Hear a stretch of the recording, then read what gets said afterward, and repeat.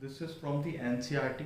We will be doing more questions in the revision part and the solution part of the model test papers and the previous year papers.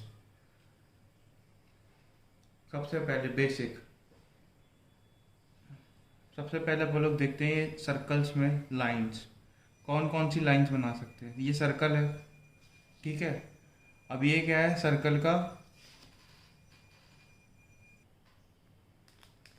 ठीक है, ये क्या है, circle का centre, ठीक है।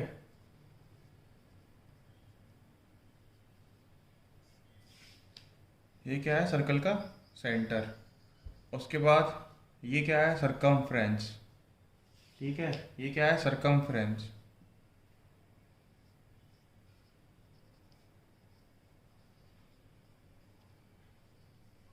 ठीक है। उसके बाद अपन लोग देखेंगे ये वाला पार्ट क्या है, सेंटर से सरकमफ्रेंस की दूरी को क्या कहते हैं, रेडियस।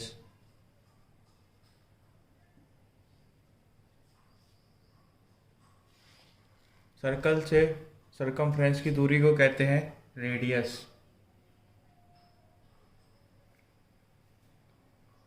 और two into r, two into radius, इसको क्या कहते हैं अपन लोग, डायामीटर।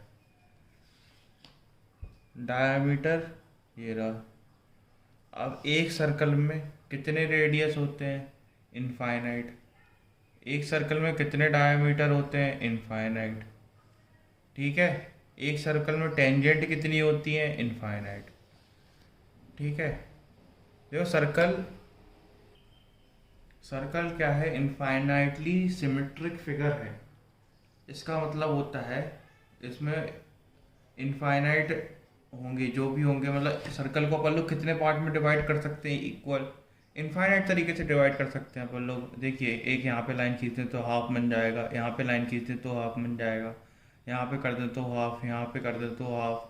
तो इनफाइनाइट डिवीजन कर सकते हैं अपन लोग सर्कल के, जिससे वो सिमेट्री नहीं खोएगा। तो अपन लोग इनफाइनाइट सर्कल इसलिए इनफाइनाइटली सिमेट्रिक फिगर है क्योंकि अपन लोग इसके चाहे जितने पार्ट कर सकते हैं।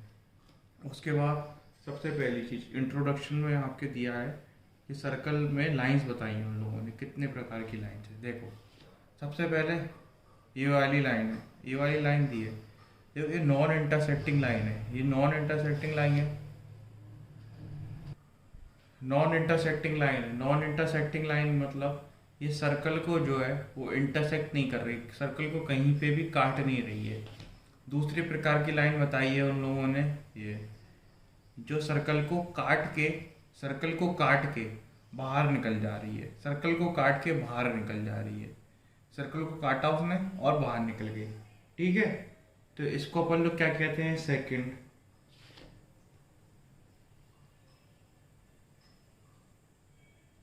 ठीक है।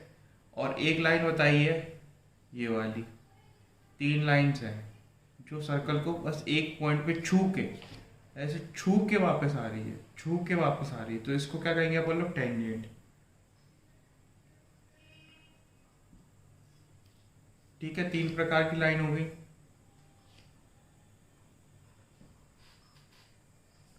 इसे अपनी कॉपी में अच्छे से समझ लीजिए और बना लीजिए, तीन प्रकार की लाइंस कौन कौन सी होती हैं। पहली लाइन नॉन इंटरसेक्टिंग लाइन, इसका कोई भी यूज नहीं आएगा। दूसरी लाइन है सेकंड। सेकंड क्या होती है, एक लाइन जो कि काट के सर्कल को दो पार्ट में, दो पार्ट हो गए ना सर्कल का, एक ये पार्ट, एक ये पार्ट, सर्कल को दो पार्ट में काट के निकल जाए बाहर, उसे क्या कहेंगे अपन लोग, सेकंड। और एक लाइन होती है जो सर्कल को जस्ट एक पॉइंट पे छुए, एक पॉइंट पे, ठीक है, दो पॉइंट भी नहीं होते हैं, सिर्फ एक पॉइंट पे छूती है, तो इसे क्या कहते हैं अपन लोग, टेंजेंट। ठीक है, तीन पार्ट हो गए अपन लोगों के सर्कल के, तीन लाइंस हो गई। अब अपन लोग चलेंगे एक्सरसाइज से, एक्सरसाइज 10.1, 10.1, ठीक है। सबसे पहला जो क्वेश्चन दिया है वो दिया है, how many tangent can a circle have. देखो एक सर्कल में कितनी टेंजेंट हो सकती है, सबसे पहला पॉइंट है एक सर्कल में कितनी टेंजेंट होती है, तो infinite.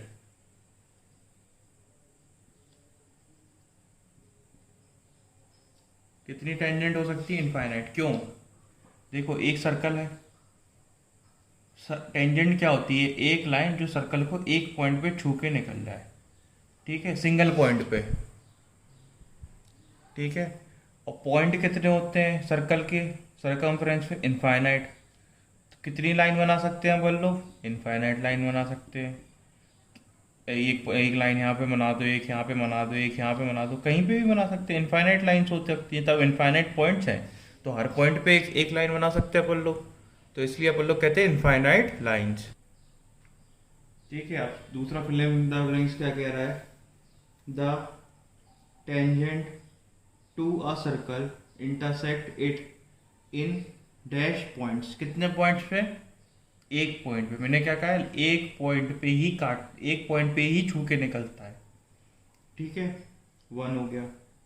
A line intersecting a circle in two points is called second। ये भी मैंने पढ़ा दिया है। A circle having dash parallel tangents at most। कितनी पैरेलल टेंजेंट तो वो हो सकती हैं? दो। अब दो कैसे होती हैं ये देख लीजिए, ठीक है। अब कैसे हो सकती हैं दो? देखिए, ये है अपना सर्कल, ये है सेंटर उसका, और ये है एक टेंजेंट, और ये है दूसरी टेंजेंट, ठीक है। अब टेंजेंट की एक प्रॉपर्टी तो आपको पता ही होगी कि टेंजेंट जो है वो 90 डिग्री बनाती है रेडियस। ये मैंने इसलिए इतना बड़ा 90 डिग्री बनाया क्योंकि कुछ कन्फ्यूजन ये रहती है बच्चों को, सर्कल से बनाती है कि कॉर्ड से, मतलब टेंजेंट से। तो ये टेंजेंट 90 डिग्री बनाती है, ना कि सर्कल 90 डिग्री बनाता है। बच्चों को रहता है ये कन्फ्यूजन, तो मैंने बना दिया। सिमिलरली ये वाली टेंजेंट क्या होगी? ये वाली टेंजेंट भी 90 डिग्री बनाएगी, तभी 90 और 90 180, तब दो लाइन के बीच का जो एंगल होता है वो कितना हो जाएगा? 180 डिग्री हो जाएगा ऐड। तो क्या हो जाएगा? ये लाइंस कैसी हो जाएंगी? पैरेलल लाइंस हो जाएंगी, पैरेलल ट्रैक्स हो जाएंगे ये। पार्ट 4 पे आते हैं। Part 4 the common point of a tangent to a circle and the circle is called. देखिए किस पॉइंट की बात कर रहे हैं? ये सर्कल है, ये टेंजेंट बनाई, जो टेंजेंट इस पॉइंट पे टच कर रही है इसको क्या कहेंगे? Point of contact. सिंपल है।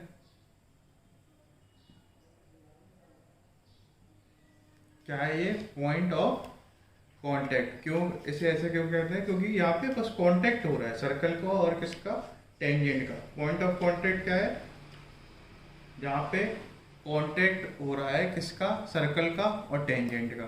तो ये हो गया पॉइंट ऑफ कांटेक्ट। अब हम लोग क्वेश्चन नंबर 3 करेंगे। देखिए अब सवाल कैसे करना है। तो सबसे पहले अपन लोग क्वेश्चन में जो दिया है वो नोट डाउन करना है। कैसे? A tangent P Q eight a point P of a circle. ठीक है, एक सर्कल बना लेते हैं अपन लोग। सबसे पहले जैसे दिया गया है बस वो लिखते रहो, वरना टाइम वेस्ट होगा, फिर एक बार क्वेश्चन पढ़ना पड़ेगा, एक बार आप समझोगे। ठीक है, इसलिए सर्कल बना दिया। अब सर्कल का सेंटर बना लो। अभी मार्क नहीं करना है सेंटर का नाम क्या है। ठीक है, अब जितना दिया है उतना उतना लिखते जाओ। ये क्या है? उन्होंने कहा क्या है? P of a circle. Point p जो है वो सर्कल पे है। ठीक है, तो ये वाला पॉइंट क्या हो जाएगा? क्यू। और पी क्यू क्या हो गई? अपनी टेंजेंट हो गई। अब इसका रेडियस जो है वो बता रहे हैं कितना? रेडियस बता रहे हैं 5। अपन लोगों को ये प्रॉपर्टी पता है कि रेडियस जो है वो टेंजेंट से कितना होता है? 90 डिग्री। तो अपन लोगों ने इतना कंप्लीट कर दिया अपना सर फिगर। अब उसके बाद क्या कह रहे हैं? Meet a line through the centre o. Centre क्या दिया है अपन लोगों को? ओ। ठीक है, at a point q. Point q को मीट कर रहा है। ठीक है, इतना जितना दिया है उतना लिखना है बस। उसके बाद कह रहे हैं ओ, और ये क्या है? O Q. ओ क्यू कितना दिया है? 12। ओ और क्यू कितना दिया है? 12। यहाँ से यहाँ तक कितना दिया है? 12। उसके बाद क्या कह रहे हैं? लेंथ किसकी निकालनी है अपन लोगों को? पी क्यू की लेंथ निकालनी है। अब ये सिंपल हाइपोटेन्यूज का, हाइपोटेन्यूज पाइथागोरस थ्योरम लग जाएगा। अब इसमें सिंपल पाइथागोरस थ्योरम लगा लो।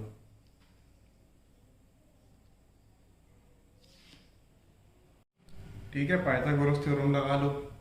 पाइथागोरस थ्योरम क्या कहेगी, ओ पी का स्क्वायर, ठीक है, प्लस पी क्यू का स्क्वायर इक्वस टू ओ क्यू का स्क्वायर। ठीक है, ये हाइपोटेन्यूज हो गई, ये परपेंडिकुलर और ये बेस। ठीक है, इतना समझ में आया। और अपन लोगों को निकालना क्या है, इसका स्क्वायर, तो उसकी वैल्यू एक्स मान लो, एक्स स्क्वायर प्लस 5 का स्क्वायर 25 इक्वस टू 12 का स्क्वायर 144।